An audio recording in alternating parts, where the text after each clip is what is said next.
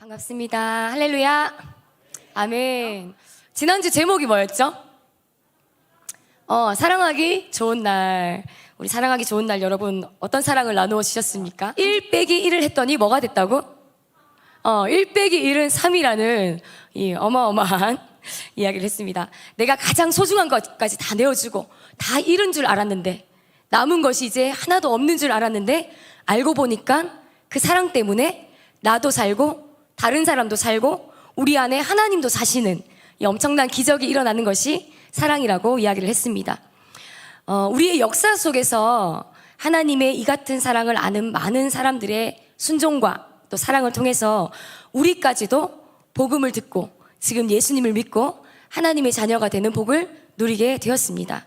그래서 오늘은 그 하나님의 사랑을 입은 자들, 또 그들의 사랑이 복음을 싣고 우리에게 날라온 이야기를 좀 나누고 싶어요. 사랑은 복음을 싣고 라고 제목을 지었는데, 우리 예전에 TV 프로그램 중에 TV는 사랑을 싣고, 여러분 알아요?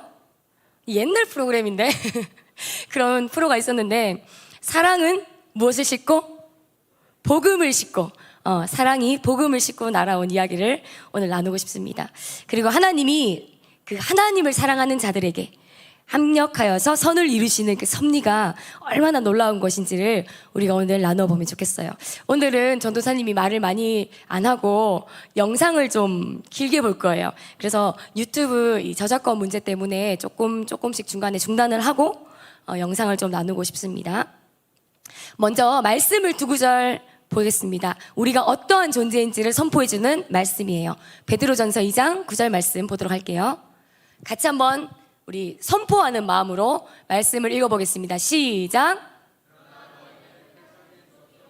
왕같은 제사장들이요 거룩한 나라요 그의 소유가 된 백성이니 이는 너희를 어두운 데서 불러내어 그의 기이한 빛에 들어가게 하신 이의 아름다운 덕을 선포하게 하려 하심이라. 아멘.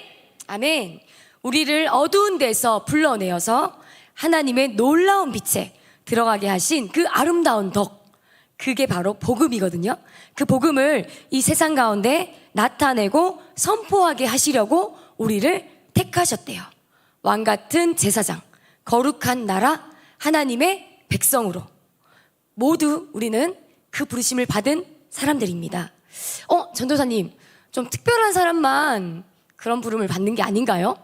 저는 아닌 것 같은데요. 복음을 전하는 부르심은 저는 아닌 것 같은데요.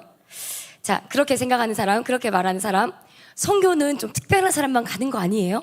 이렇게 말할지 모르겠어요. 그런데 이 말씀에 보니까요, 너희는 택하신 족속, 하나님 우리를 택하셨고 왕 같은 제사장으로, 거룩한 나라로, 하나님의 소유가 된 백성으로 우리를 전부 다 택했는데, 그 이유가 우리를 어두운 데서, 어두운 건데서 불러내어서 하나님의 놀라운 빛 가운데로 들어가게 하신 그 하나님의 아름다운 덕, 하나님이 행하신 놀라운 일, 그 복음을 선포하게 하려고 우리를 다 택해 주셨대요. 아멘? 아멘이시죠? 그러면 이 중에 한 사람도 그 하나님의 아름다운 복음을 선포하는 일에 제외될 사람이 없다는 거예요. 자, 또 한 말씀을 보도록 하겠습니다. 로마서 8장 28절입니다. 같이 읽을게요. 시작. 우리가 알거니와 하나님을 사랑하는 자, 곧 그의 뜻대로 부르심을 입은 자들에게는 모든 것이 합력하여 선을 이루느니라. 아멘. 하나님을 사랑하는 자, 하나님을 사랑해야 돼. 또 그 사람은 하나님의 뜻대로 부름을 입은 자예요. 부르심을 입은 자들에게는 하나님이 모든 것을 합력해서 선으로 이루어주시겠다. 우리가 어떤 부르심을 받았냐면 아까 말씀 앞에서 봤던 것처럼 하나님의 아름다운 덕, 이 놀랍고 복된 소식을 이 땅 가운데 나타내고 선포하는 그 부르심이에요. 근데 그 부르심을 입은 자들에게는 모든 것이 합력하여 선을 이루신다. 이 말씀은 모든 게 다 선을 이룬다 이랬으니까 좋은 게 좋은 거지, 모든 게 다 잘 될 거야, 그냥 단순히 이렇게 낙천적인 그런 말씀이 아니에요. 하나님을 사랑하고 하나님의 뜻대로 하나님의 목적을 위해서 부름을 받은 자들은 하나님이 가장 선하게 인도하시고 가장 선하시게 그의 삶 속에 일하시겠다라는 약속의 말씀인 것이에요. 아멘. 지난주에 전도사님이 이렇게 말했어요. 모든 것이 하나님의 베스트라고. 아멘. 기억나죠? 우리의 삶 가운데 일어나는 모든 일, 나의 상처와 아픔과 지금 보기에는 슬픔인 것 같고 절망인 것 같고 좌절인 것 같은 그 모든 일도 하나님의 부르심을 입은 자들에게는 모든 것이 합력해서 선을 이룬다. 하나님의 가장 베스트이다. 아멘. 그 말씀입니다. 네, 오늘 우리가 한 영상을 볼 건데요. 1800년대 후반으로 한번 거슬러 가보겠습니다. 1800년대. 지금부터 얼마나 거슬러 가야 될까요? 지금 2020년이니까 한 200년 정도 거슬러 가면요. 그 당시에 아직 조선까지는 아닌데요. 어머, 벌써 저게 나왔네요. 조선까지는 아닌데, 당시에 중국 땅에는요, 웬만한 나라의 선교사들은 이제 거진 다 들어와 있었다고 해요. 웬만한 선교사님들이 중국에는 들어와 있었어. 왜냐하면 중국은 그 당시에도 이미 워낙 땅이 크니까 유명했고, 저 땅에, 저 아시아에, 저 중국에 우리가 복음을 전하러 갑시다 해서 왔던 사람들이 있었습니다. 대부분 유럽계 선교사님이었어요. 영국이나 스코틀랜드. 근데 그 당시 때 아직은 조선은 알려지지 않은 때였고, 아주 그 중국에 비하면 정말 점 같은 나라였잖아요. 근데 그 중에 1865년 조선을 두드린 한 선교사님이 있습니다. 아직 우리나라가 개방되기 전인데요. 그때 조선이란 나라를 두드렸던 한 선교사님의 영상을 지금부터 보도록 하겠는데요. 믿음의 가정에서 성장한 토마스는 하나님의 부르심에 순종하였지만 목회자와 선교사 두 가지의 삶을 두고 청년 시절 방황을 거듭하였다.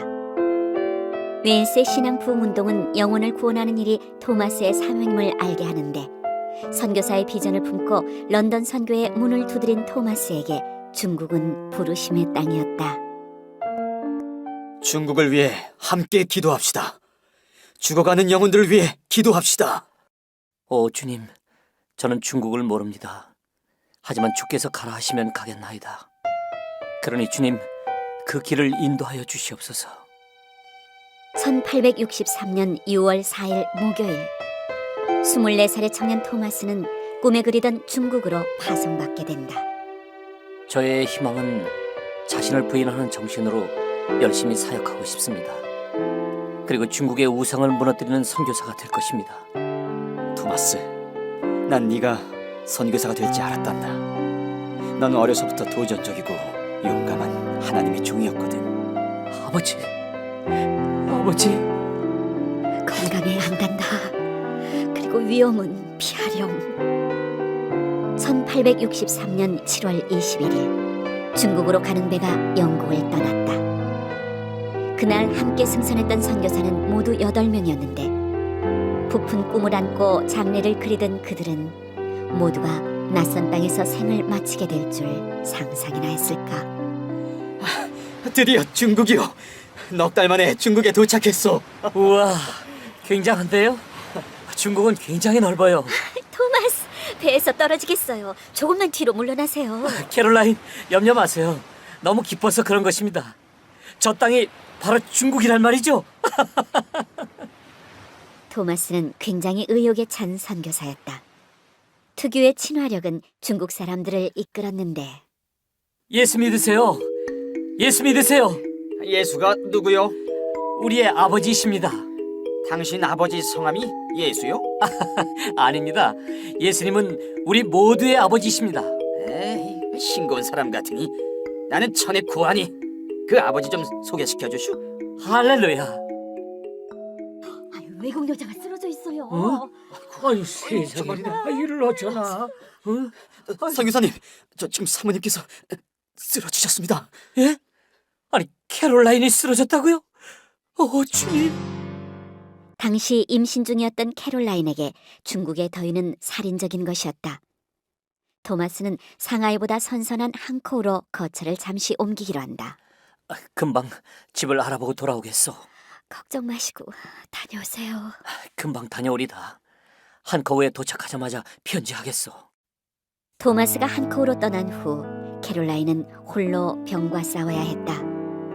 그녀는 자신의 죽음을 예감했지만 토마스에게 그것을 말할 수 없었다.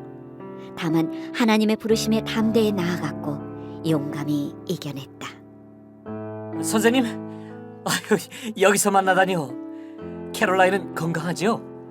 어제 캐롤라인에게 편지를 받았는데 다시 교회 봉사를 시작했다고. 토마스, 무슨 소린가?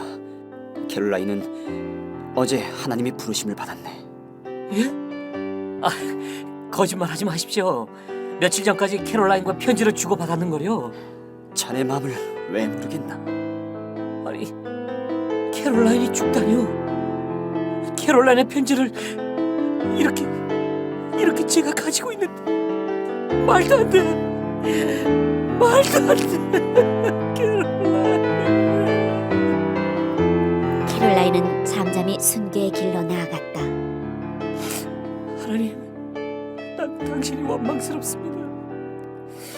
저는 더 이상 상하이에 남고 싶지 않습니다. 전 더 이상 당신의 일을 할 수가 없습니다. 차라리 저를 데려가시지. 캐롤라인을 데려가다니요. 캐롤라인을 잃은 슬픔으로 상하이를 떠나 토마스는 주프의 세관에서 통역 일을 하게 되는데 그곳에서 조선 선교라는 새로운 길을 보게 된다. 저희는 조선에서 온 사람들입니다. 조선? 조선이라고요?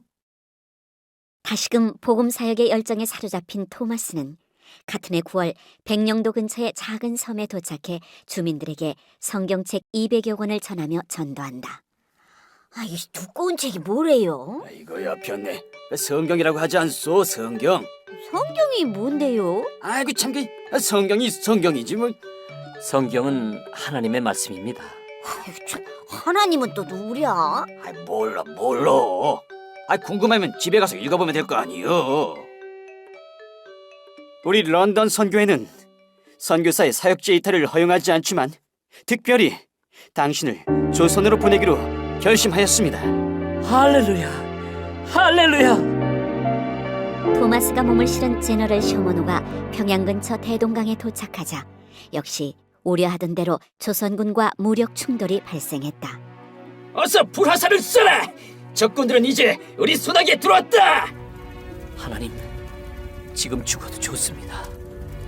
단 한 권이라도 더 조선인들에게 당신의 말씀을 전하게 해주십시오. 불바다가 된 바다에 성경을 던지던 토마스는 마지막 남은 한 권의 성경책을 품 안에 넣고 강물로 뛰어들었고 곧 조선군에게 생포되었다. 제발 이것 좀 받아주시오.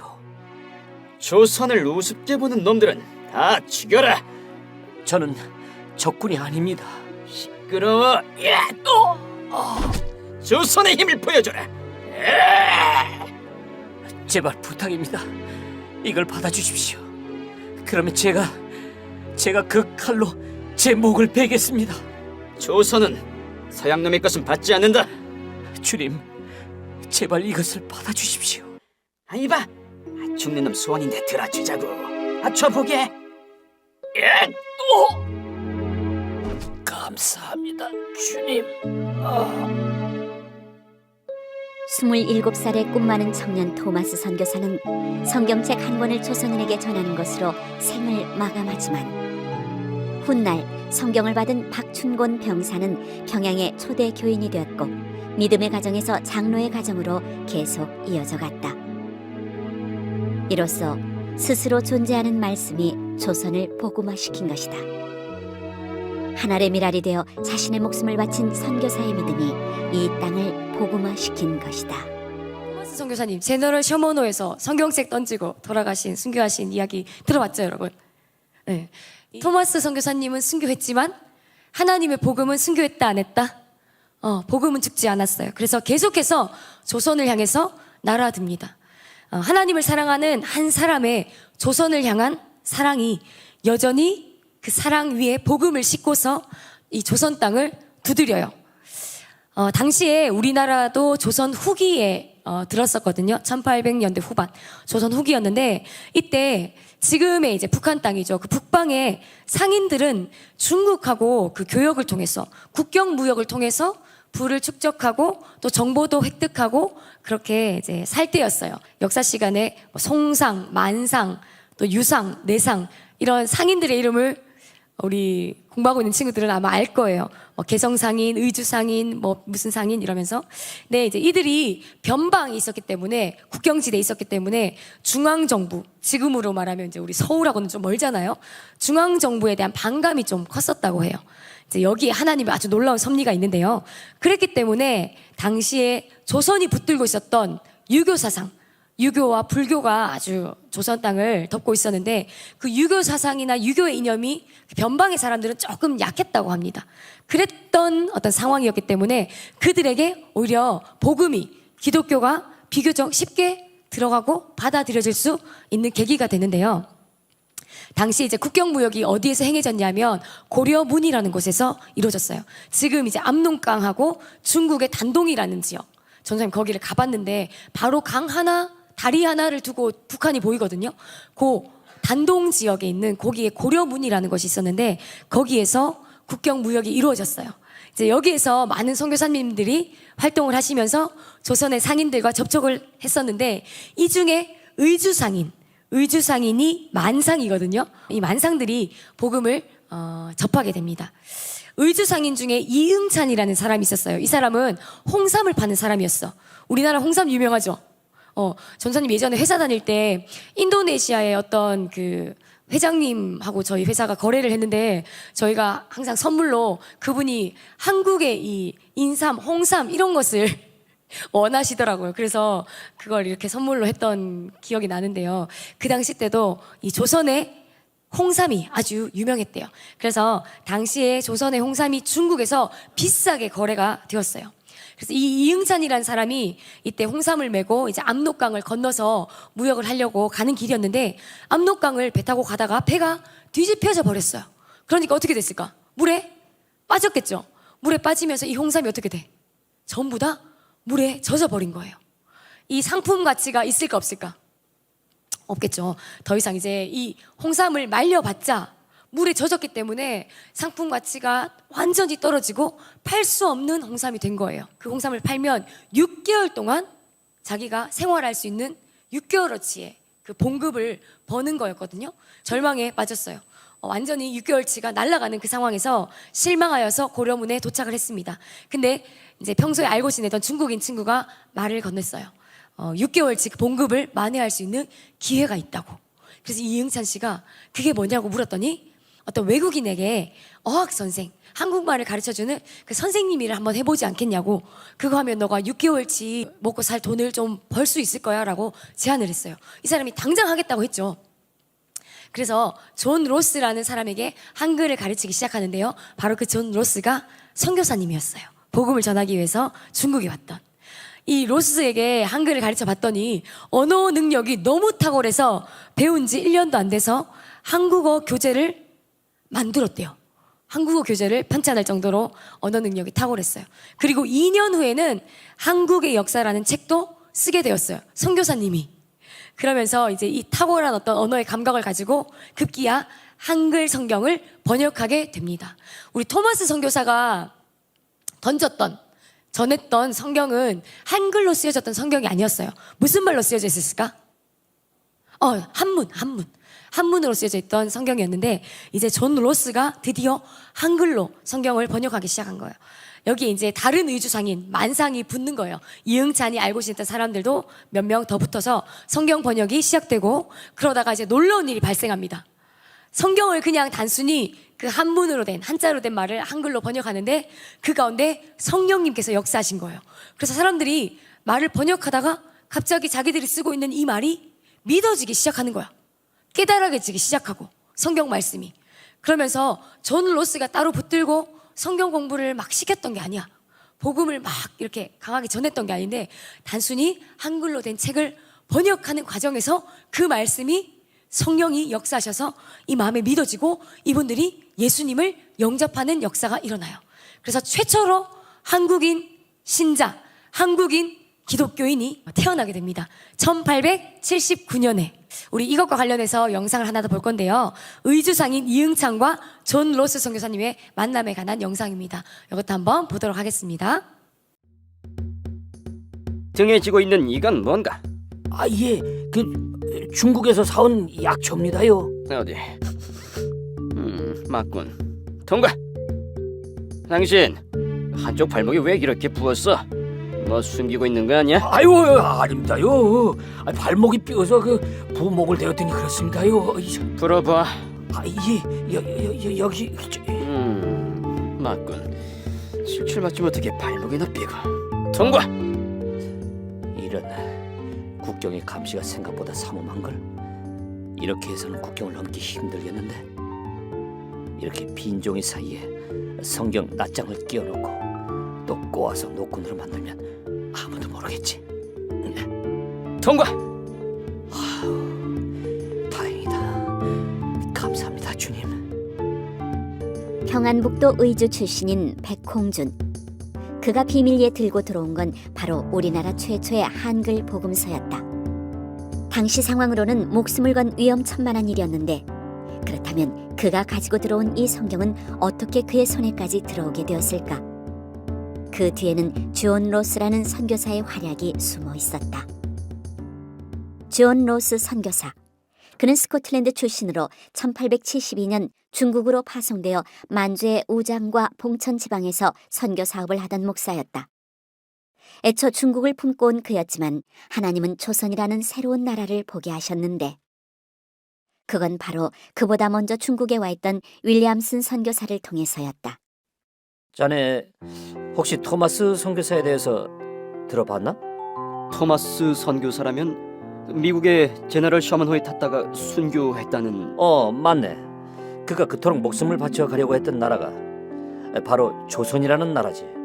조선. 여기서 그리 멀지 않은 곳인데, 특히 고려문이라는 곳에서는 조선 상인들을 직접 만나볼 수도 있다네. 나는 왠지 그 조선이라는 나라가 자꾸 마음에 남아. 고려문. 당시 로스 목사는 중국 요녕성 영구 지방에서 그의 매형인 맥킨타이어 목사와 함께 선교 사역을 펼치고 있었다. 맥킨타이어 목사님, 윌리엄슨 선교사님께 얘기를 들은 후로 조선에 대한 생각을 떨칠 수가 없습니다. 아무래도 고려문이라는 곳을 한번 가봐야겠습니다. 자네도 그렇게 생각하고 있었나? 나도 그랬다네. 고려문은 압록강 강변에 있는 단동에서 그리 멀지 않은 봉황성 아래에 있는 작은 마을로 중국과 한국 간 자유롭게 물물 교역이 이루어지던 국제시장이었다. 로스 선교사가 이곳에 도착한 건 1874년 10월의 일. 새로운 진리를 담고 있는 서양 서적입니다. 한번 읽어보시고 저와 함께 얘기 좀 나눠보시지 않겠습니까? 저리 가시오. 서양 책이라니. 내 목숨이 몇 개씩 되는 줄 아시오? 이 책은 서양에서 갖고 온 책인데. 당신과 상대했다가 나는 죽은 목숨이니까 제발 저리 가시오.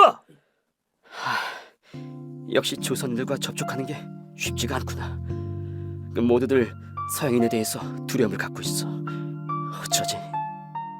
부푼 기대를 안고 고려문으로 간 로스 선교사와 달리 조선 상인들은 그의 말에 귀를 기울여주지 않았고, 그는 적잖이 실망했다. 그러던 어느 날 뜻밖의 그를 찾아온 손님이 있었는데, 로스 선교사님이십니까?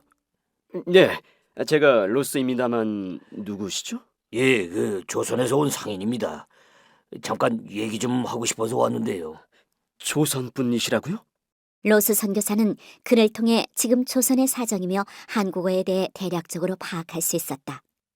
지금 조선은 대원군의 쇄국 정책에 의해 서양 문물과의 교류를 전적으로 금하고 있습니다. 특히 서양 종교에 대해서는 더욱 박해가 심해지고 있고요. 이곳에 온 조선 상인들이 선생님과 접촉하는 걸 두려워하는 이유도 다 그런 거랍니다. 오랜 시간은 아니지만 의미 있는 대화를 나눈 로스 선교사는 그에게 한문 성경을 쥐어주었고, 둘은 그렇게 헤어졌다. 아무런 열매도 없이 스쳐가는 작은 만남 같았지만 하나님은 이 만남을 헛되이 버리지 않으셨음을 훗날 알게 된다. 고려문을 다녀온 로스 선교사는 조선 선교를 위한 방안을 구체적으로 논의하기 시작했다. 역시 조선에 지금 가장 필요한 건 그들 말로 된 성경인 것 같습니다. 그렇지요. 외국인 선교사보다 그네들 말로 된 하나님 말씀이 있다면 얼마나 더 효과적으로 전도를 할 수 있겠습니까? 이렇게 로스 선교사와 맥킨타이어 선교사는 한국어로 된 성경 번역 사역을 놓고 기도를 시작했고, 그로부터 2년 후 로스 선교사는 두 번째로 고려문을 방문하게 되는데 하나님은 이때에도 아주 특별한 만남을 준비해 놓으셨다. 얼마나 더 버틸 수 있겠나? 도저히 안 되겠습니다. 아우, 배가 너무 무거워요. 이대로 가다간 우리 다 죽습니다. 이런, 배 안에 모든 물건들을 바다로 버려라. 약재도 말입니까? 그렇다. 약재도 모두 버려라. 의주 출신의 한약 장수였던 이응찬. 그는 약재를 팔기 위해 배로 압록강을 건너는 중에 풍랑을 만나 약재를 모두 잃고 천신만고 끝에 목숨만 간신히 건져 중국에 도착했다. 난 이제 끝이야. 다 끝났다고. 저기 이보시게. 뭐요? 그 전에 조선에서 온 거 맞지? 그런데요. 어떤 서양 선생이 한국어를 가르쳐줄 조선인을 구하고 있는데 그 자네가 혹시 해줄 수 있겠나? 예? 마침 그 즈음 고려문에 도착한 로스 목사가 조선어 선생을 구해달라고 부탁해놓고 기다리고 있는 중이었던 것. 서양 사람이 조선어를 가르쳐달라? 뭐 하는 사람이지? 한번 만나보겠는가? 예, 좋습니다. 대신 다른 사람들 눈에 띄지 않게 해주시는 겁니다. 여부가 있겠나? 이렇게 해서 로스 선교사와 만나게 된 이응찬은 일주일 동안이나 그와 함께 머물며 그의 면면을 알아보는데 그의 신앙과 인품, 그가 믿는 교리에 감복한 이응찬은 마침내 로스 선교사의 청을 받아들이기로 한다. 좋습니다. 제가 선교사님과 함께 가서 우리말을 가르쳐드리겠습니다. 형제님, 정말 고맙습니다. 어려울 줄로만 알았던 한국어 선생을 구하는 일이 생각지도 못한 방법으로 풀리니 로스 선교사는 이응찬과의 만남이 이보다 기쁠 수 없었고 이는 분명 하나님이 보내주신 일꾼이라고 확신했다. 나는 스코틀랜드에서 온 선교사입니다.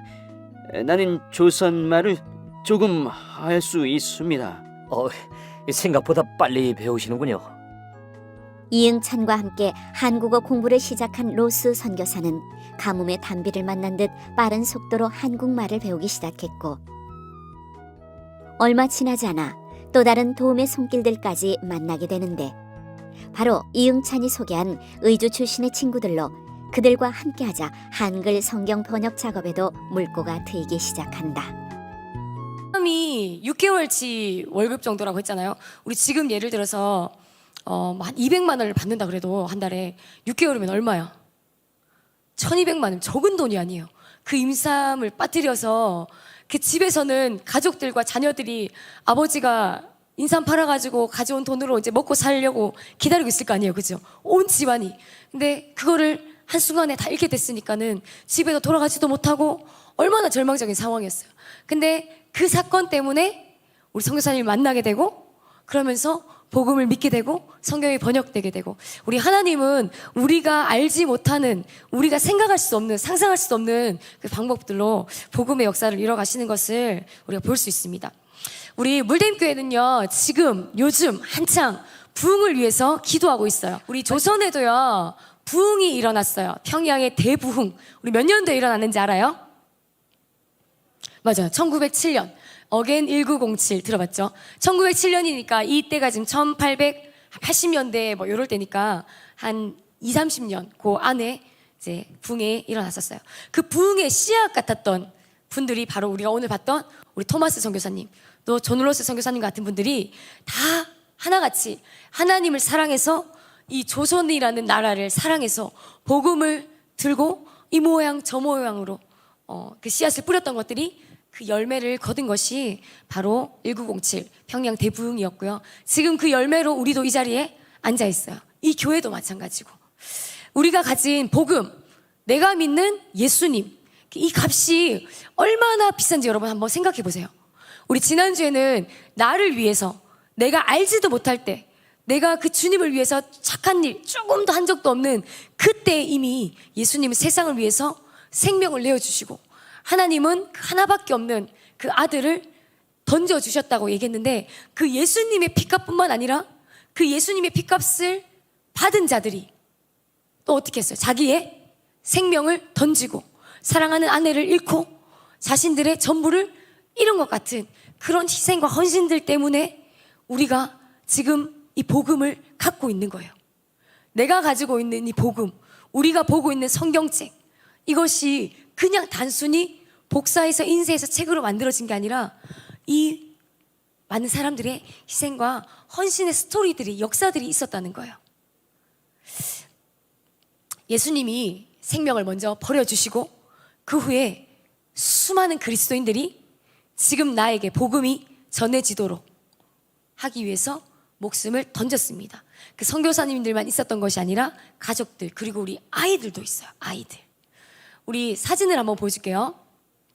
서울에 가면 양화진이라는 선교사님들의 무덤이 있어요. 이 조선이라는 나라에 와서 목숨을 잃었던 선교사님들의 묘지, 또 그 가족들의 묘지.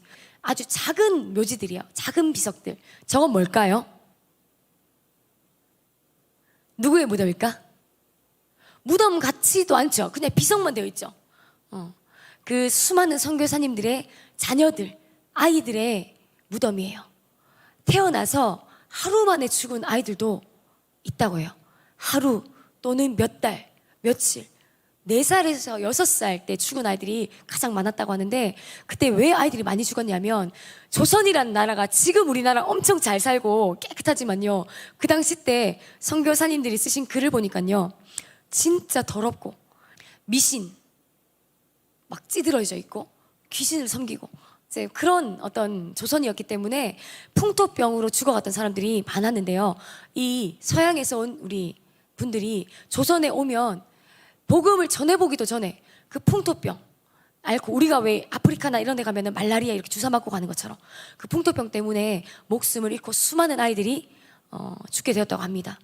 그만큼 당시 조선의 위생 상태가 안 좋았는데 그런 땅에 와서 복음을 전하기 위해서 많은 것들을 감수했던 우리 선교사님들의 희생이 있었어요. 그 선교사님들이 이 땅에 와가지고 사랑하는 아내도 잃고 자녀도 잃으면서 이곳에 머물고 싶었을까요? 그분들로 인해서 이 조선이 복음을 듣게 되고 이 조선이 그 하나님의 사랑을 받게 되고 그 사랑으로 인해서 지금 우리가 이 자리에 앉게 있어요. 얼마나 감사한지 몰라요. 그 하나님을 사랑했기 때문에 하나님의 마음이, 하나님의 눈물이 어디에 있는지 그것을 우리 알았던 선교사님들이 이 땅을 찾아왔던 거예요. 그들의 희생과 헌신 때문에 지금 우리도 복음의 빚진 자가 되었답니다. 복음의 빚진 자. 여러분 빚 없죠? 돈 어디 빚진 거 없잖아, 그지? 우리 청소년들은 뭐 대출 받을 일 없고, 우리 친구에게 돈 빌린 거 안 갚은 거 있는 사람 빨리 갚으세요. 우리는 빚에 대해서 크게 이렇게 와닿지 않아요. 근데 여러분 한번 생각해 보세요. 내가 얼마나 복음의 주님의 사랑에 빚진 자인지. 값없이 받은 그 사랑, 값없이 받은 그 복음의 그 생명의 사랑, 우리가 그것을 되갚지 않으면 우리는 빚진 상태로 있는 거예요. 여러분 얼마나 갚으셨어요? 다 갚으셨어요? 다 갚을 수 있을까? 수많은 사람들의 그 생명의 그 피값을 우리가 어떻게 다 갚을 수 있겠어요? 우리는 복음을 전하는 것 외에, 예수님의 사랑을 전하는 것 외에 그 생명의 피값에 그것을 갚을 길이 없어요. 우리 루비 캔들이라는 선교사님이 있어요. 여자 선교사님인데요, 이 선교사님의 묘지에 이렇게 쓰여 있다고 합니다. 만일 내게 줄 수 있는 1000개의 생명이 있다면 모두 조선을 위해 바치리라. 이게 루비 캔드릭 선교사님의 묘지예요. 1883년 1월 28일 태어나서 1908년에 죽었대요. 몇 살인 거예요? 몇 살? 93, 6, 26살. 26살의 나이로, 아주 젊은 나이로 돌아가셨어요. 네, 뒤에 한번 사진 보면요, 영어로 이렇게 적혀 있어요. If I had 1,000 lives to give, 내가 줄 생명이 1000개가 있다면 Korea should have them. 한국이, 조선이 그것을 가져야 하리라. 내가 나눠줄 생명이 1000개가 있다면 모두 다 조선이 가져야 합니다. 그만큼 조선을 사랑했던 분이었어요. 24살에 조선에 와서 아이들을 가르치는 일에 헌신했어요. 우리가 잘 아는 뭐 이화학당, 배제학당, 숭실학당 이런 데들이 전부 다 선교사님들이 세운 학당인데, 이분도 그런 조선에 있는 아이들 가르치는 선생님으로 헌신하다가 과로로, 또 아픈 아이들을 돌보고 이러면서 과로로 한국에 온 지, 조선에 온 지 9개월 만에 돌아가셨어요. 선교사로 와서 9개월 만에. 24살에 와서 이제 사역을 시작하고 9개월 만에, 그래서 26의 나이로 돌아가셨다고요. 근데 이 켄드릭 선교사님이 살아있을 때 한국에 와 있으면서 자기가 아이들 가르치면서 너무너무 이 조선에 아이들을 가르쳐야 할 선생님들이 필요한 거예요. 교육이 필요한 거예요. 그래서 편지를 썼어요. 텍사스에 있는 젊은 청년들에게. 이 조선으로 와주십시오. 이 조선에 정말 교육받아야 될 친구들, 복음을 드려야 될 많은 아이들이 있습니다. 헐벗고 가난하고 굶주려져 있는 그런 아이들이 너무 많습니다. 그 편지를 보냈는데 이 켄드릭은 9개월 만에 죽었어요. 근데 그 편지를 받고 텍사스에 있는 많은 청년들이 조선이라는 나라에 헌신해서 선교사로 자원해서 오게 됩니다. 이렇게 우리는 하나님의 사랑 때문에 영혼을 사랑했고, 또 한 민족을 사랑했고, 복음을 나누는 삶을 살았던 수많은 믿음의 선배들, 그들의 이야기를 우리가 오늘 보았어요. 바로 이 땅을 복음으로 진동시켰던 이분들이 쉐이커스였어요. 쉐이커스. 우리가 물댐 쉐이커스라는 이름을 내걸었는데, 이 조선을 복음으로 진동시켰던 사람들이 쉐이커스. 젊은 나이의 사람들, 토마스도 20대 청년이었고요. 이 켄드릭 선교사님도 24살. 그 다음에 이곳에서 목숨을 잃었던 많은 어린 아이들, 자녀들. 제가 강경 이야기만 하나 더 나누고 우리 기도할 텐데요. 그곳에 가면 기흑자 교회라는 곳이 있어요. 기흑자 교회. 집이 기흑자 모양으로 지금 복원이 되어가지고 초가집이 지어져 있는데요. 그 최초의 교회가 어떻게 탄생되었냐? 오늘 이응창과 비슷하게 강경에 있던 한 상인, 물건을 파는 상인이 금강을 통해서 배를 타고 이제 인천에 무역을 하러 가는 거예요. 물건을 팔러. 그래서 이 상인이 물건을 싣고 갔어요. 겨울에. 갔는데 이제 물건을 팔고 돌아와야 되는데 그 사이에 날씨가 너무 추우니까 금강이 꽁꽁 얼어붙은 거예요. 그래서 돌아올 수가 없잖아. 그래서 2달 동안 어쩔 수 없이 그 인천 지역에 머물러야 되는데, 그곳에 있는 도간에 우리 선교사님들을 만나요. 선교사님들을 만나가지고 거기서 복음을 듣고 예수님을 영접하게 돼요. 그리고 나서 이제 날이 풀려서 따뜻해지니까 다시 배를 타고 어디로 돌아와? 자기 집으로 강경으로 돌아왔겠죠. 근데 이분이 예수님을 만났으니까 이제 예배를 드려야 되는데, 인천에 있을 때는 선교사님들하고 예배를 드렸는데 강경에서는 예배를 드릴 수가 없는 거예요. 그랬는데 어떻게 했느냐? 인천에서 만났던 선교사님 중에 여자 선교사님 2분이 주일 예배를 드려주시기 위해서 배를 타고 강경까지 옵니다. 그래서 그 2분이 강경에 오고, 그 다음에 그 상인, 그 다음에 그의 아내 4명이었나 5명이었나, 그 5명이 최초로 자기 초가집에서 예배를 처음 드려요. 그 처음 드렸던 예배가 우리 침례교회, 한국의 침례교회의 첫 번째 예배가 되었어요. 그리고 그 예배를 드렸던 그 집이 침례교회 첫 번째 교회가 된 거예요.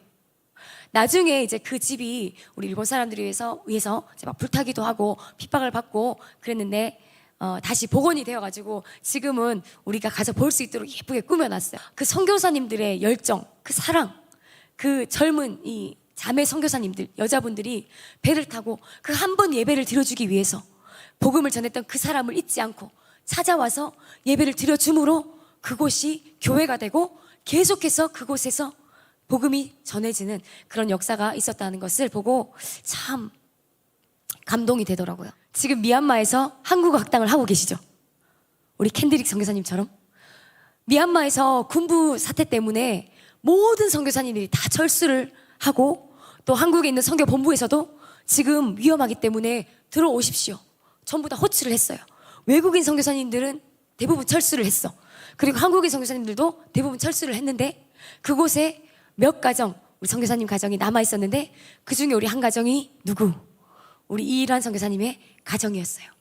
그곳에서 우리 한글 학당을 열었더니 70명, 80명의 어린이들이 몰려와서 한글을 배우겠다. 우리 그 아이들에게 한글을 전하면서 예수님의 사랑을 전하면서 복음을 전하는. 근데 그 아이들이 어떻게 될지 모르는 거야. 나중에 우리나라를 건국했던 이승만 대통령도 그런 학당에서 영어를 배웠던 학생이었어요. 그리고 우리 이 선교사님들의 희생을 통해서 우리 조선 땅이 변화됐던 것처럼 우리 이일환 선교사님, 이진숙 선교사님들의 지금 그 씨뿌림의 사역을 통해서 미얀마도 언젠가 하나님이 열매를 거두실 거예요. 그 복음의 빚을 갚기 위해서 가신 우리 선교사님들의 하나님을 향한 사랑, 그 사랑을 우리가 기억할 수 있습니다. 이제 하나님은 우리가 그 쉐이커스가 되기를 원하세요. 복음을 나누는 삶, 하나님의 사랑을 나누는 삶. 우리가 믿는 예수님을 부끄러워하지 않고 우리가 전하는 복음을 부끄러워하지 않고 감사히 여기고 자랑스러워하면서 그 영광스러운 복음의 일꾼으로 우리를 택해 주시고 하나님의 자녀 삼아 주신 것을 감사하는 우리 청소년들 됩시다. 아멘.